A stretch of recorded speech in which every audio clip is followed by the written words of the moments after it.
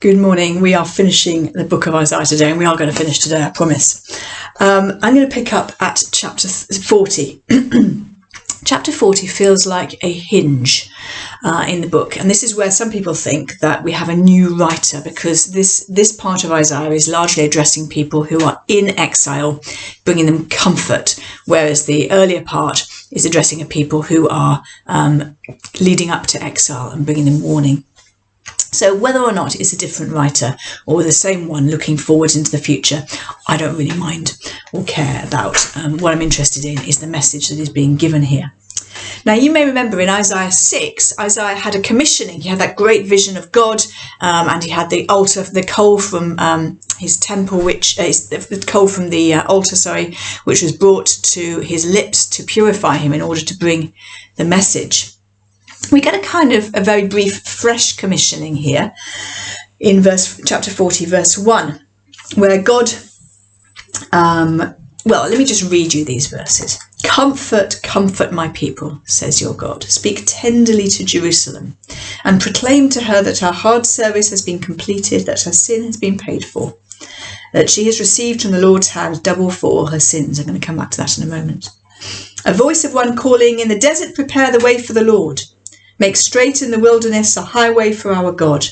Every valley shall be raised up, every mountain and hill made low. The rough ground shall become level, the rugged places a plain, and the glory of the Lord will be revealed, and all mankind together will see it.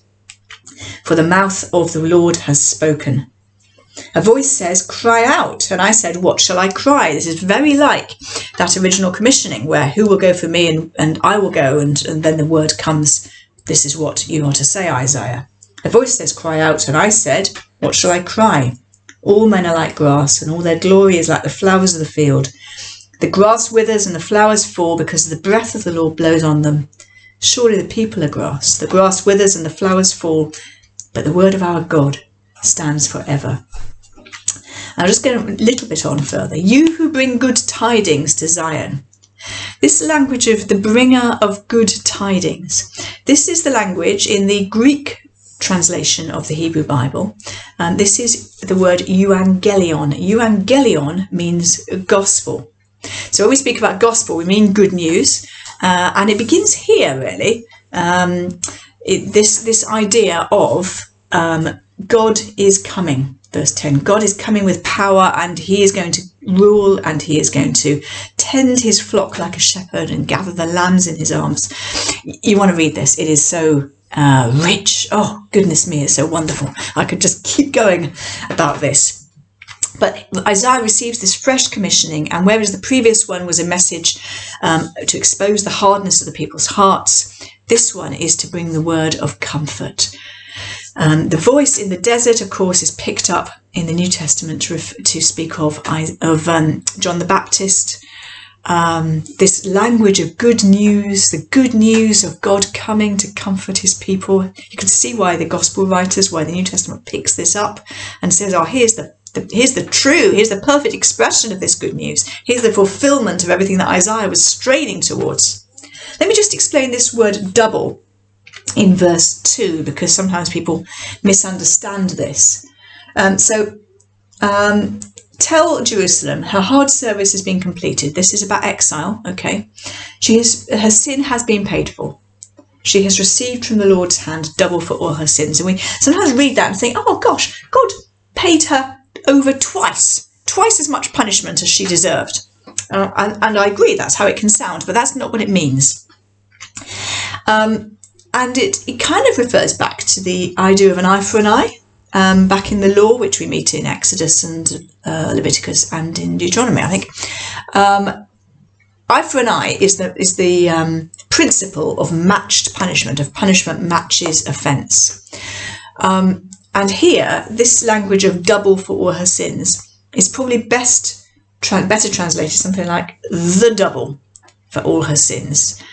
In other words, the matching punishment. So she, for every way in which she transgressed the covenant, she has now received its full punishment, its exact matching punishment. The exile has happened, and that was the talionic punishment. That was the matching punishment that she deserved. So the double rather than twice over, if that makes sense. I'm going to skip on now, over lots of other good stuff. I'm going to talk about the servant songs in Isaiah, because there are a number of places where that we have this beautiful song speaking about the servant of the Lord. And there is much discussion about who is this servant of the Lord that is being described. Is Isaiah speaking about himself? Is he speaking about someone else of his own day? Is he speaking about Israel? Is he speaking about Jesus? And the answer to those questions is probably yes. I think that when we read about the servant of the Lord in Isaiah, we are reading something like a job description. Do you know when you read a job advert and it says things like, this person will have these skills, and this person will have this experience, and this person will have these qualifications. Do you know that sort of language? It's slightly odd language, slightly idiosyncratic language that you get in job descriptions. I think that's what we've got going on with these servant songs in Isaiah. The servant of the Lord will be like this and will do this. And it's a bit like a job description, which Isaiah partly fits himself, but not completely. Which Israel partly fits, but not completely. Which Jesus perfectly fits. Do you remember, ages ago, we talked about the human vocation in Genesis 1, to be fruitful and multiply, govern the world well, and of how that was, Adam kind of encapsulates that human vocation, and then Noah does when you got the flood, and then Israel stands in that same role. Israel is supposed to exercise dominion over the world in God's good way. That's another idea, another way of looking at this same thing. We've got this job description, which was given to Adam, and then Israel kind of follows on from Adam and also fails to live up to the job description. And in the end, Jesus follows on from Israel and Adam and perfectly fulfills that job description. I hope that makes sense. I hope I haven't been confusing there. But I think these servant songs are doing something similar. Here's the job description. Kind of fits Isaiah, kind of fits Israel, only in places because they messed up quite badly, as we know. Definitely fits Jesus. So let me take you on a quick tour of the servant songs. Number 1 is in Isaiah 42. Here is my servant whom I uphold, my chosen one in whom I delight. I will put my spirit on him, and he will bring justice to the nations. He will not shout or cry out or raise his voice in the streets. A bruised reed he will not break. A smouldering wick he will not snuff out. In faithfulness he will bring forth justice. He will not falter or be discouraged till he establishes justice on earth. In his law the islands will put their hope. It's a wonderful vision of the servant of the Lord who will bring justice, but will do it gently. It's really, really beautiful language, I think. And we go on from there, a little further in that chapter, to see the language of the servant being described as a light for the nations. And I failed to write down the verse. Let's just see if I can find it. Oh yes, there it is. I'll just read on. This is what God the Lord says, he who created the heavens and stretched them out, who spread out the earth and all that comes out of it, who gives breath to its people and life to those who walk on it. I, the Lord, have called you, the servant, in righteousness. I will take hold of your hand. I will keep you and make you to be a covenant for the people and a light for the Gentiles. Here's this idea again, that the true vocation of the people of God is to bless the whole world. Here's the language, a light for the Gentiles. And then, carrying on, to open eyes that are blind. Do you remember at the beginning, Isaiah was told, expose this person's blindness? And now, here's the role of the servant of God, to open blind eyes and free captives from prison, and to release from the dungeon those who sit in darkness. Read it all, it's so wonderful. Servant song number 2, Isaiah 49. Listen to me, you islands. Hear this, you distant nations. Before I was born, the Lord called me. From my birth, he made mention of my name. I'm skipping on quickly, verse 5. And now the Lord says, he who formed me in the womb to be his servant. He says, it is too small a thing for you to be my servant to restore the tribes of Jacob and to bring back those of Israel I have kept. That's not a big enough job. I will make you a light for the Gentiles so that you may bring salvation to the ends of the earth. This is the job description of the servant of God. This is the job description of Israel, which it incompletely succeeds in, or in fact doesn't succeed in very well at all, to be honest. This is the job description of Jesus, the true servant of God, which he perfectly fulfills. Chosen before birth to be a light for the nations. Next servant song, Isaiah 40, beginning at verse 4. The sovereign Lord has given me an instructed tongue to know the word that sustains the weary. He wakes me morning by morning, wakens my ear to listen like one being taught. I'll skip on to verse 6. I offered my back to those who beat me, my cheeks to those who pulled up my beard. I did not hide my face from mocking and spitting. I set my face like flint. Here's our not quite our first, but here's a growing hint that the servant of the Lord will not flourish. The servant of the Lord will come to suffering because of his faithfulness. And then, in a passage which is really well known, in the fourth servant song, Isaiah 52 verse 13. Just find it a minute. Through to the end of chapter 53.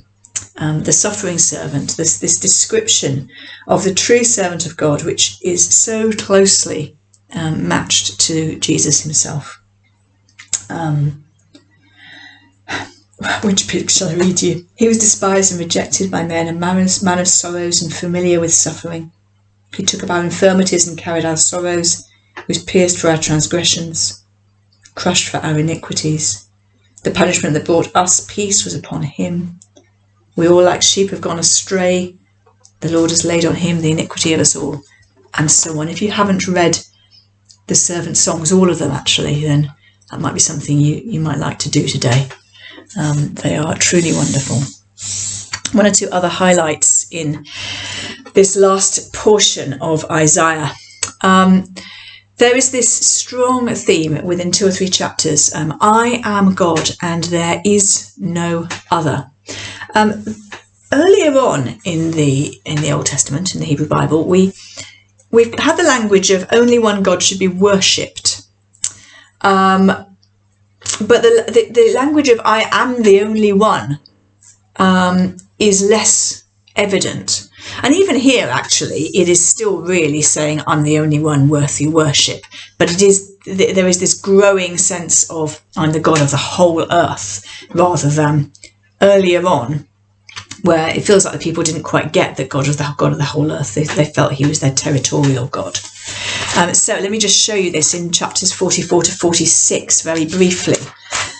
That's me being brief, not Isaiah being brief. Isaiah 44, verse 6.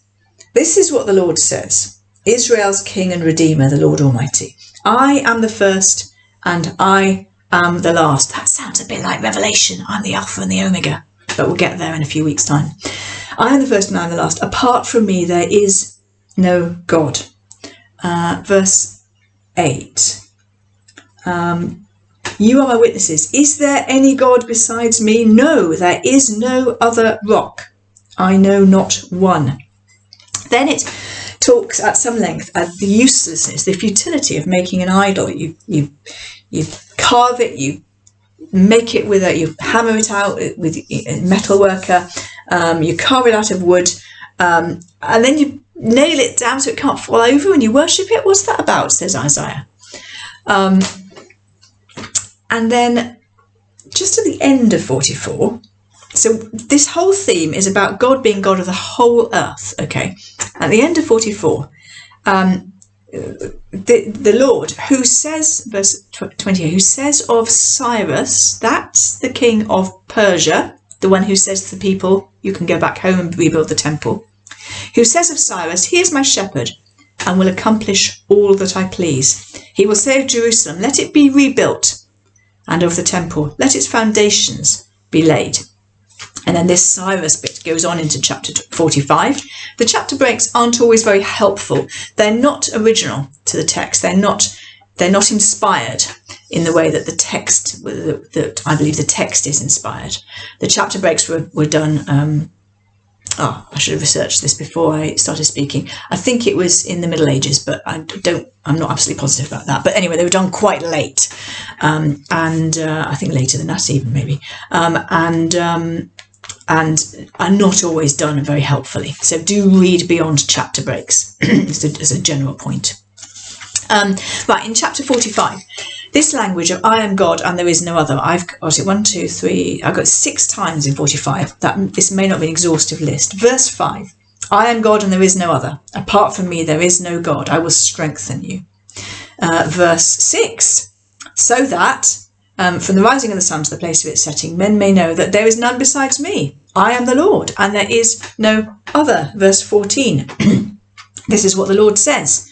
The merchants of other nations will bow down before you, saying, surely God is with you, and there is no other. There is no other God. Verse 18. This is what the Lord says, who created the heavens. He is God who fashioned and made the earth. He founded it. He says, I am the Lord, and there is no other. This is this idea of the universal reign of God. I hope you can see this. I think it's really exciting. Declare what is to be, present it. Who foretold this long ago? Was it not I, the Lord? There is none but me. Verse 22, turn to me and be saved, all you ends of the earth, for I am God and there is no other. Chapter 46 begins by speaking about Bel and Nebo, 2 of the gods of Babylon, idols, the false gods of Babylon. I preached on this chapter the last Sunday in my church before we went into lockdown, and I'm pretty sure it was the last Sunday. And I want to say something that would really matter, would really hold with my congregation in the weeks that we're still in. And I chose this chapter to preach from because Bel and Nebo, these false gods, they had to be carried on the backs of animals or people. So they bow down, they oppress the people that worship them. But God, verse 4, says this, I am he who will sustain you. I have made you and I will carry you. This is, Isaiah tells us, I believe, this is the God I worship, who bears us, who does not add to our burdens, but who bears us, especially in our times of pain and conflict and fear. But picking up on this same thing we've been talking about, to whom will you compare me or count me equal? No one, basically. None of these other gods are worth anything. And verse 8, remember this. Oh, verse 9. Remember this, fix it in mind. Remember the former things. I am God and there is no other. I am God and there is none like me. When you hear a phrase like this that's come back, how many times have I found that in those 3 chapters? A dozen times maybe. When you hear a phrase that comes back like that, the technical word for it is a leitmotif. It's a German word spelled L-E-I-T motif. You don't need to worry about the technical name for it unless you're doing academic study, but the idea of it is important. So when we hear this repeated refrain, this is a theme phrase, and we need to notice this. The biblical authors never repeat something unless it's really important and they want to drive the point home. So Isaiah in these 3 chapters absolutely wants to drive this point home, and I think does it quite effectively and very, very beautifully. Let me move on to make there's so much more I could show you in Isaiah, but I'm going to make just 2 or 3 comments about the use of Isaiah in the New Testament, because Isaiah is used again and again and again in the New Testament. In Luke chapter 4, Jesus goes into the synagogue in Nazareth, which is his hometown. It's a bit like going back to your local church sort of thing. He's given the scroll of the prophet Isaiah to read to the people from and to kind of preach from, and he turns to Isaiah 61. The Spirit of the Sovereign Lord is on me, because the Lord has anointed me to preach good news to the poor. He has sent me to bind up the brokenhearted, to proclaim freedom for the captives and release from darkness for the prisoners, to proclaim the year of the Lord's favour. Now, just let me say something about this. I don't remember now whether when we talked about Leviticus, I think we did talk about the Jubilee.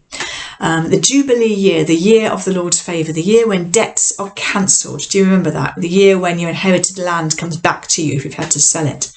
There's a year of good news for the poor because this kind of growing gap between rich and poor gets reset in the Jubilee year. This is Jubilee language. Jesus takes this language from Isaiah and uses it as the theme of, sets it out as his manifesto, if you like, the theme of his ministry. Right at the beginning of his public ministry, he says, "The Spirit of the Lord is on me to bring Jubilee. This is the year of the Lord's favour." And he's not talking about a chronological year, of course. He's talking about an era of the Lord's favour. And he's opening up the time of Jubilee. And I would say that we are still operating within that time of Jubilee. In John 12, John takes some language from two different chapters in Isaiah, from Isaiah 6 and Isaiah 52. And just let me show you something here very quickly. Isaiah 6, we spoke about it a couple of days ago. His vision of God in glory in heaven, which is going to result in his commissioning. "I saw the Lord sitting on a throne, high and lifted up." Okay, high and lifted up. Hold those two words and then turn your book to Isaiah 52, which is the beginning of, in verse 13, beginning of that suffering servant song that we spoke about. And the suffering servant song says this: "Behold, my servant shall act wisely. He shall be high and lifted up." Exactly the same pairing of words. The vision that Isaiah has of God in glory in heaven, high and lifted up. And then in 52, this suffering servant, this servant who is rejected and oppressed and afflicted and beaten and scorned, shall be high and lifted up. Now, John spots this and brings these two passages together, and he quotes them both, understanding that they are thematically linked, even though they feel very different, because one is God in glory and one is the suffering servant. So John chapter 12, verse 36, "When Jesus had said these things, he departed and hid himself from them. Though he had done so many signs before them, they still did not believe him, so that the word spoken by the prophet Isaiah might be fulfilled. Lord, who has believed what he heard from us, and to whom of the arm of the Lord has been revealed." Therefore, that is Isaiah 52, the suffering servant song. "Therefore they could not believe," says John. "For again, Isaiah said, he has blinded their eyes and hardened their hearts, lest they see with their eyes and understand with their heart and turn and I would heal them." That's a quotation from Isaiah 6. So John has brought Isaiah 52 and Isaiah 6 together. Why has he done that? Verse 41. "Isaiah said these things because he saw his glory and spoke of him." John is saying that glory of God that Isaiah saw in chapter 6 and the suffering of the faithful servant in Isaiah 52-3 is the same thing. And John is showing us that the glory of God is revealed in Jesus on the cross. I lose words at this point. Let me just show you a couple more things very, very quickly. In Acts 8, that same suffering servant song is what the eunuch is puzzling over in his chariot as he's going back home after worshipping in Jerusalem. And Philip is sent by the Spirit alongside him to explain it to him, and he introduces Philip to Jesus through that text. Do you remember? I've shown you this a couple of times. Isaiah 42 verse 6 speaks about the servant being the light for the nations, the light of the world. And again, in the second servant song, Isaiah 49 verse 6, it's not enough for you to be a light for the Gentiles alone, for Israel alone, I'll make you a light for the nations. That was a slight paraphrase. A light of the world, the light of the world. Of course, this is language that Jesus picks up and applies to himself. And and then also to his followers. So again, this is this idea of this is the servant's job description, to be the light of the world. Jesus picks it up and says, I am the light of the world. Well, of course, because this is the servant's job description, and Jesus fulfills that job description perfectly. But then he passes that job description on to the church. And so we are to be the light of the world because we have inherited that job description. And a similar theme, and I think this is the very last thing I want to say, yes it is, a similar theme. Do you remember a couple of days ago we spoke about Isaiah chapter 2 verses 2 to 4, the mountain of the Lord being lifted up and all nations streaming to it to hear the word of the Lord. This is the similar idea, the idea of the people of God and the revelation of God being a blessing to the whole earth, and the earth coming to learn from God and to listen to God. And I think that we see a fulfillment, not perhaps the only one, but a very significant fulfillment of that idea at Pentecost, because at Pentecost we have representatives of the Jewish nation from all who are scattered in the Roman Empire, and they have all come to Jerusalem for the feast of Pentecost, and the Spirit falls upon the early church, and all of these people hear and learn of this new thing that God has done. And I think that sounds very much to me like that Isaiah passage in Isaiah 2 and a fulfillment of it. I think it is still to be completely fulfilled. I think many of these things are straining towards an eschatological goal, an end times goal, which Isaiah is very big on. This goal of universal peace and harmony, this is a phrase he uses more than once, of every man living, every person living under their own fig tree. And if we all sat under our own fig trees, metaphorically speaking, then the world would be a peaceful place. And this is the future to which Isaiah is straining. And this is the Messiah to whom he is pointing, I believe. Thank you for journeying with me through Isaiah. And tomorrow we're going to look at Jeremiah.